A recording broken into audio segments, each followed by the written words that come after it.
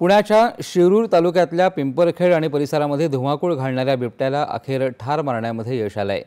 काल दिवसभरात या परिसरात ठिकठिकाणी कॅमेरा ट्रॅप लावून बिबट्याच्या भ्रमणमार्गावरील ठशांचं निरीक्षण करण्यात आलं। त्यानंतर रात्री 3 थर्मल ड्रोनच्या माध्यमातून घटनास्थळापासून सुमारे 400 ते 500 मीटर अंतरावर सदर बिबट्या दिसून आला। मदत चमूनं त्यास बेशुद्ध करण्यासाठी डार्ट मारला, परंतु तो अपयशी ठरल्यानं बिबट्या चवताळून प्रतिहल्ला करत असतानाच बंदूकधारी शार्प शूटरनी गोळी झाडली। त्यामध्ये सदर नर बिबटा मृत झाला।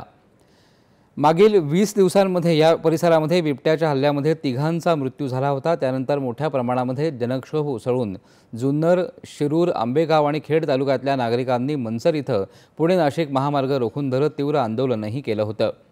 तत्पूर्वी पुणे जिल्ह्यामध्ये शिरूर आणि जुन्नर परिसरामध्ये बिबट्या मानव संघर्षावर तातडीच्या तसंच कायमस्वरूपी उपाययोजना करण्यासाठी काल मंत्रिमंडळाच्या बैठकीमध्ये विस्तृत चर्चा झाली।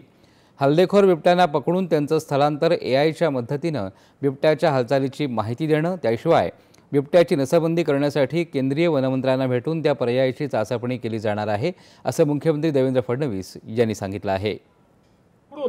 आणि ज्या ठिकाणी रेस्क्यू सेंटर्स आहेत त्या ठिकाणी ते देण्याची आम्हाला त्यांनी परवानगी द्यावी आणि त्यासोबत मोठ्या प्रमाणात स्टरलायझेशनचा प्रोग्राम हा देखील जे काही प्रचलित धोरण आहे त्या धोरणाप्रमाणे केंद्र सरकारची परवानगी घ्यावी लागते, तशा प्रकारची परवानगी आम्हाला द्यावी। आणि अर्थातच ज्यावेळी एखादा बिबट हा नरभक्षी होतो त्यावेळी आवश्यकता असेल तर त्याला पुट डाऊन करण्याची पण परवानगी दिली जाते।